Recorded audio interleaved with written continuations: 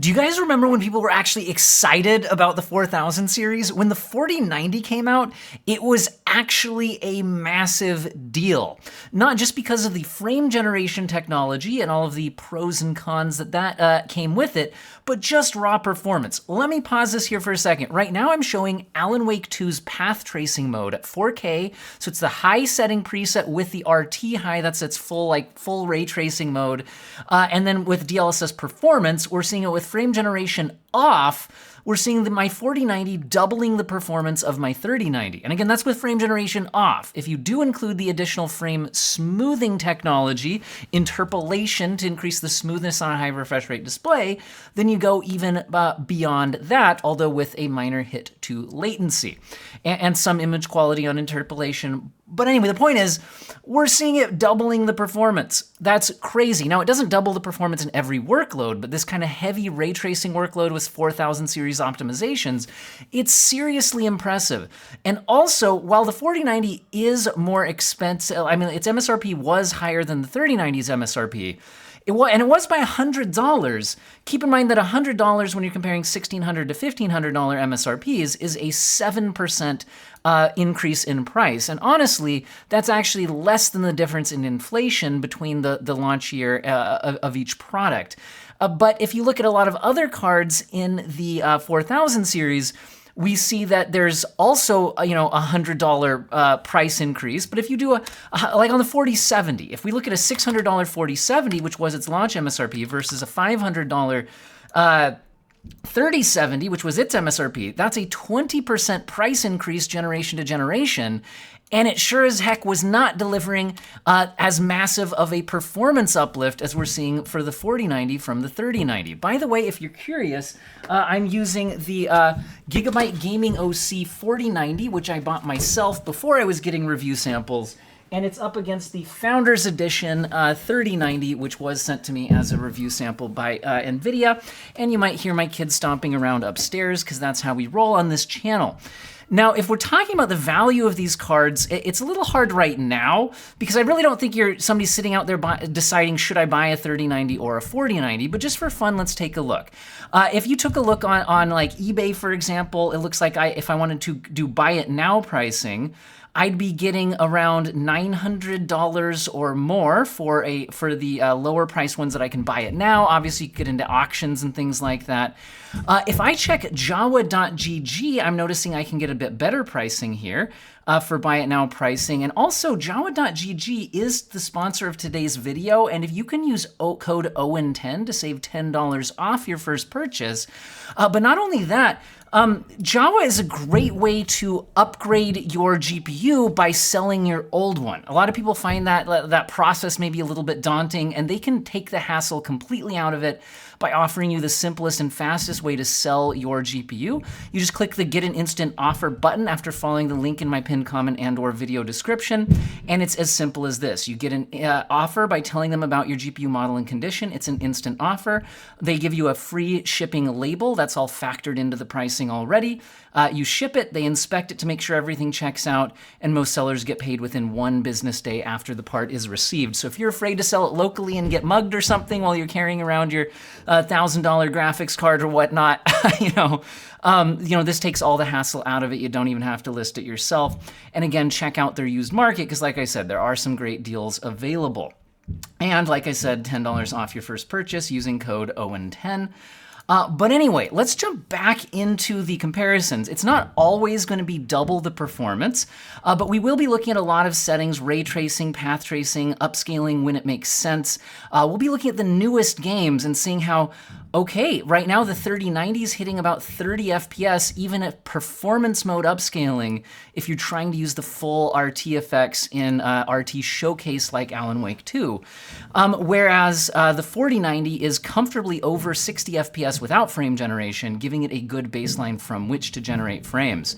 If you're using these GPUs at 1440p, I am once again seeing the 4090 more than doubling the performance of the 3090, where the 3090, even with DLSS this time at the quality setting, since we're at a lower base resolution, I'm not going as aggressive on it, but even there it's getting about 40 FPS average, whereas the 4090 is hitting 86, and that's again before kicking on frame generation, which gets you well over 100 FPS of motion fluidity.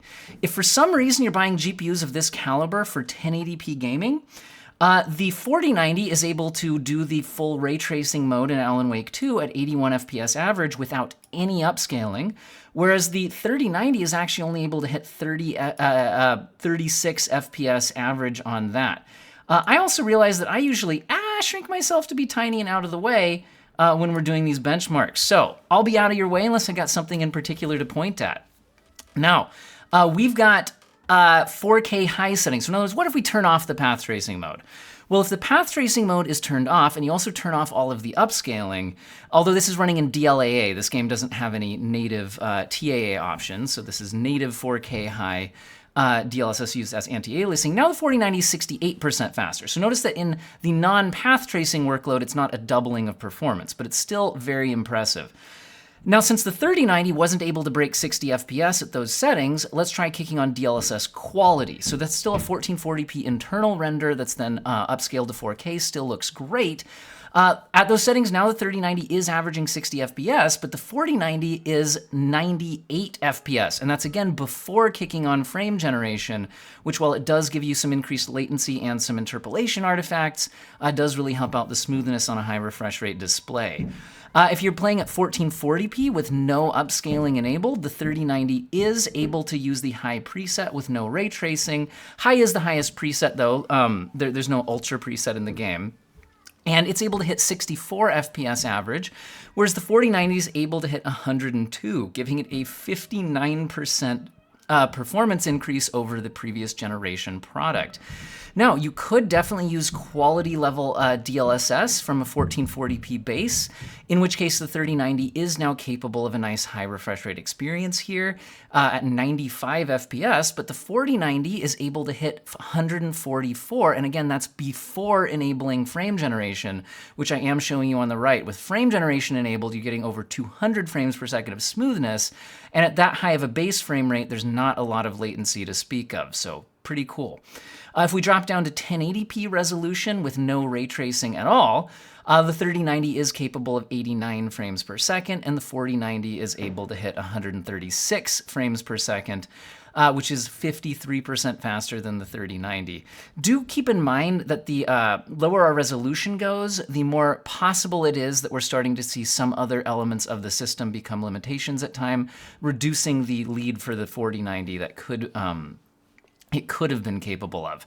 If we want to see another path tracing showcase, how about we take a look at the RT Overdrive mode in Cyberpunk? At 4K resolution, but DLSS performance, so 1080p internal resolution, the 3090 is capable of 40 FPS, whereas the 4090 is 80% faster at 72, and the 1% lows are more than double at 62 versus 30. And then again, that's before you kick on frame generation, which works very well from that high of a base frame rate. 1440p in RT Overdrive mode, using DLSS quality, the 3090 is definitely playable at 52 FPS. But you might want to, but again, you don't have DLSS 3 or anything like that, although you could mod in FSR 3 and try that out. The 4090 is hitting 89 FPS without frame generation, so that's 71% faster than the 3090 with RT Overdrive enabled. At 1080p resolution, the 3090 is not capable of a 60 FPS RT Overdrive experience without upscaling.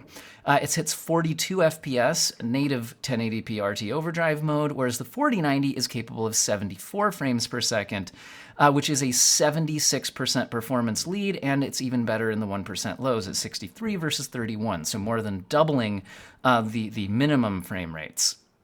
Now, if we look at some Unreal Engine 5 titles, we see that in Lords of the Fallen at 4K Ultra, which is my most demanding Unreal Engine 5 game that I test, we are seeing the 4090 is 77% faster at 53 FPS. So it's actually, this is a game where the 4090 is not hitting 60 FPS, even without any kind of big path tracing mode. But the 3090 is only hitting 30 frames per second. Its 1% lows are only 25. If we drop down to the high settings, The 4090 is now well over 60 FPS at 73, giving it a 66% advantage over the 3090, which is hitting a 44 frame per second average. In the 1% lows, we're at 55 versus 36, which is a 53% advantage in the 1% lows for the 4090. So a very different experience. However, at 4K resolution, you would probably be using DLSS. Especially in Unreal Engine 5, where you can see the performance scales massively by enabling quality level upscaling. So this still looks great, and we're at 4K Ultra settings again, but with DLSS quality for a 1440p internal render, we're seeing 88 FPS versus 53 now, which is a 66% advantage to the 4090 and a 49% lead in the 1% lows at 61 versus 41. The game still looks great. The 3090 was still a bit under that performance, 60 FPS line.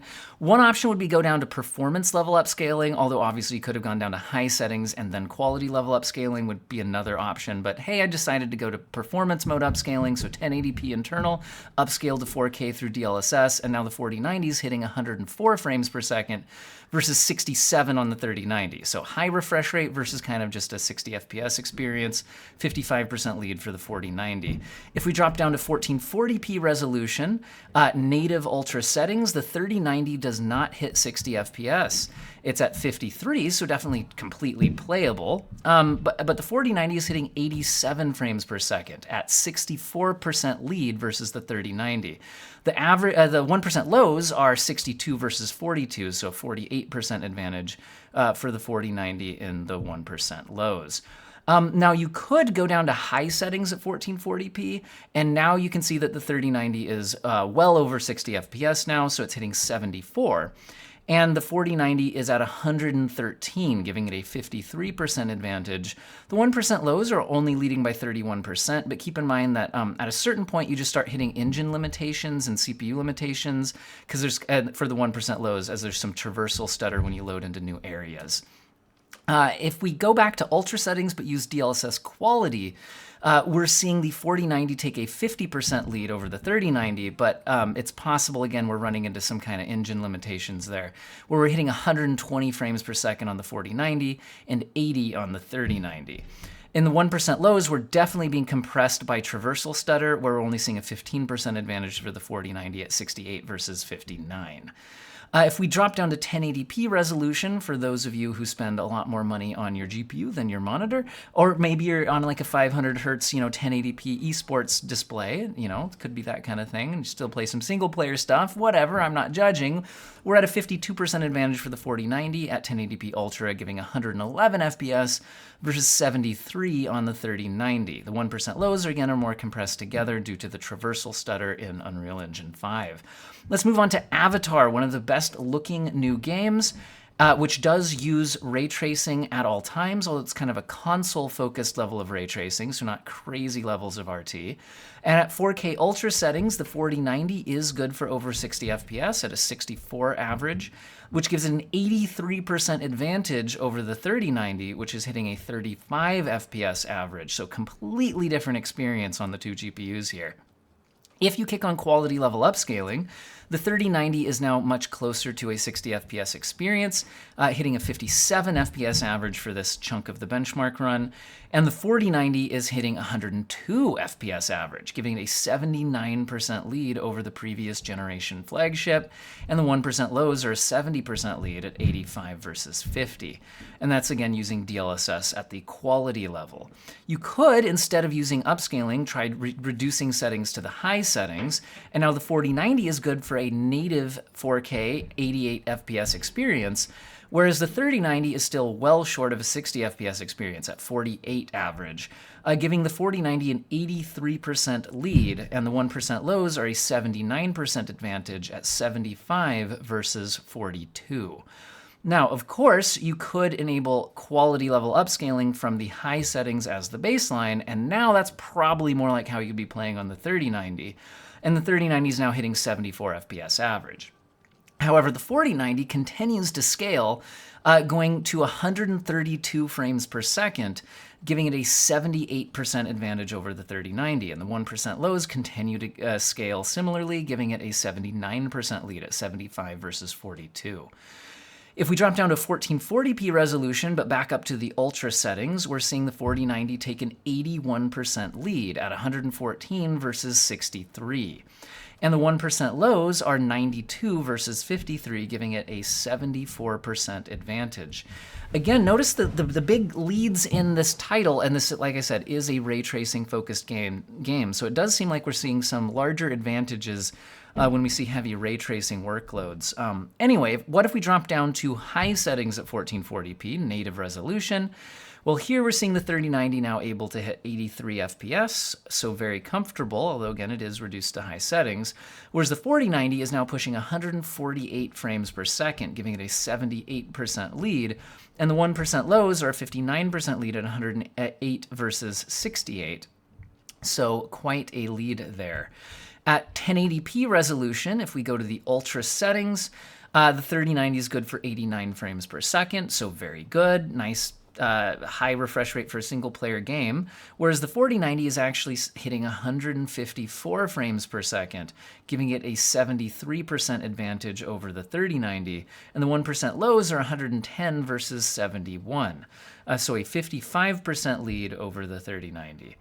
Now, what about Starfield? In Starfield, the 3090 at 4K Ultra is only capable of 44 frames per second without upscaling. Again, Starfield defaults to upscaling. I turned it off unless stated otherwise.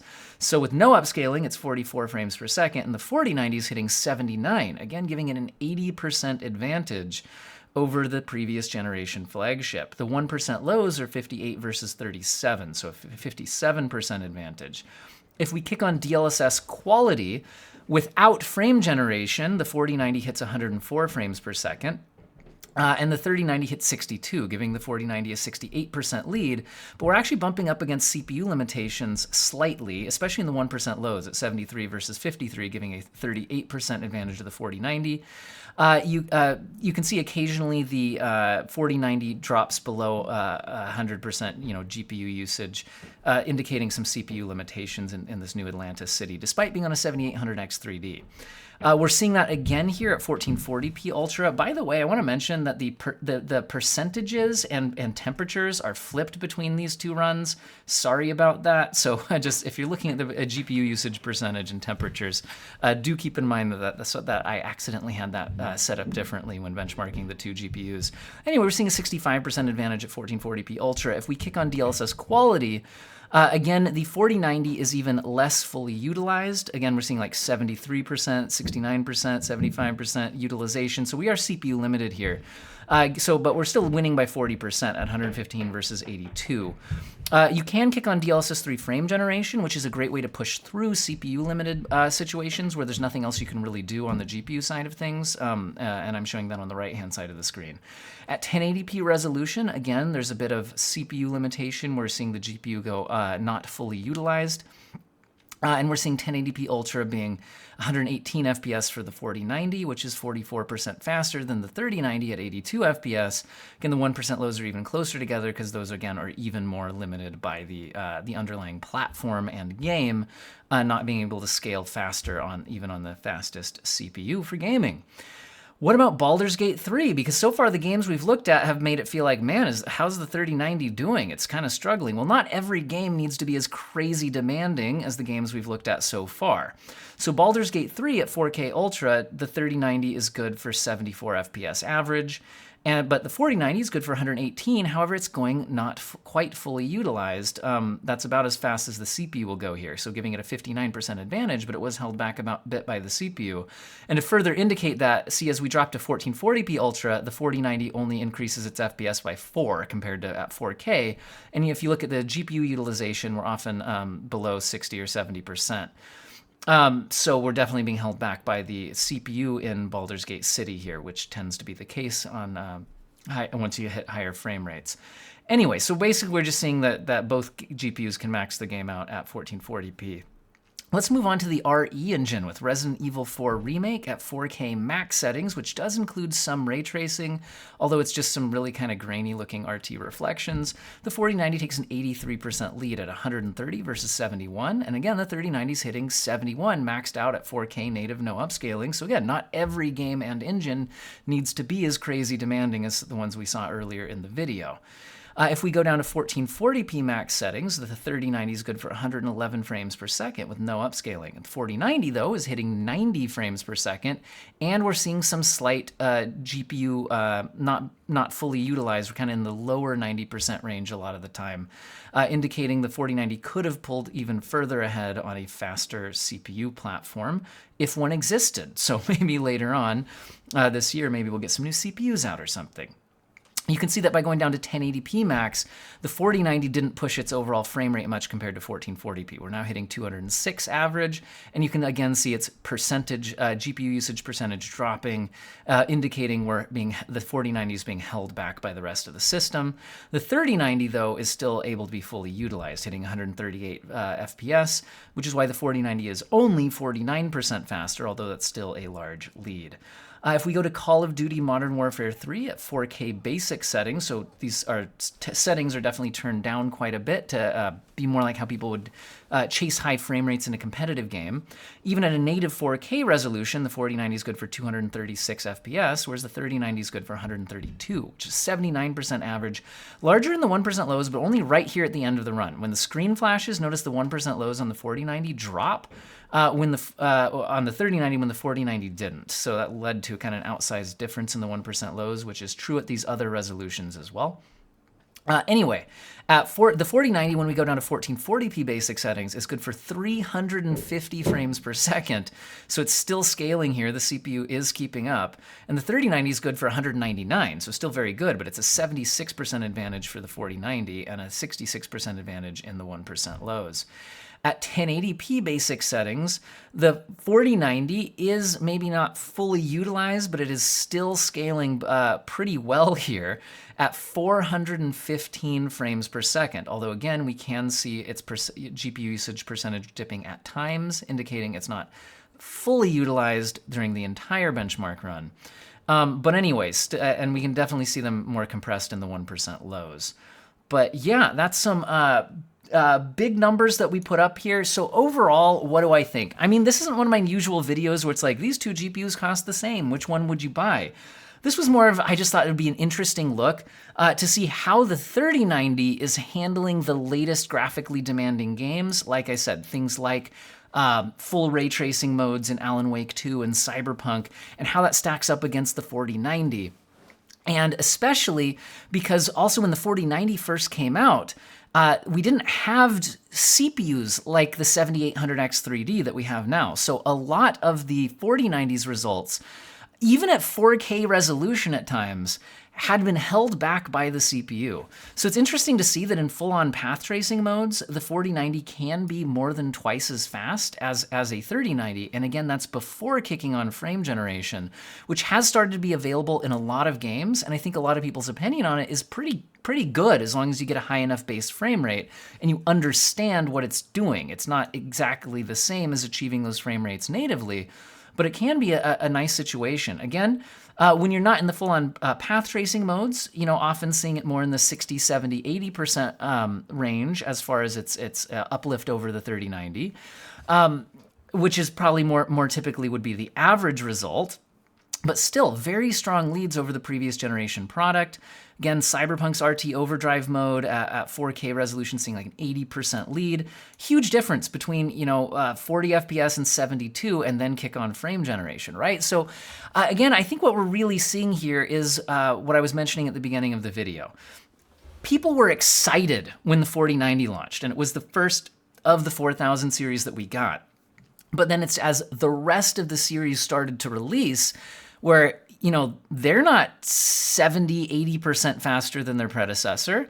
They still have that $100 price bump on many of the models, or more. But when it's a $100 price bump off of $1,500, we're talking a 7% price increase instead of, a 20% price increase, right? So anyway, I'm just really hopeful that with the next generation, with the 5000 series, we don't just get like maybe one exciting GPU that most people can't afford, right? I'm hoping that we see a little more exciting price to performance uplift across the board. Maybe we're not going to be seeing 70 to 80% uplifts across the board, but it'd be nice to be seeing healthy uplifts without price increases attached as well.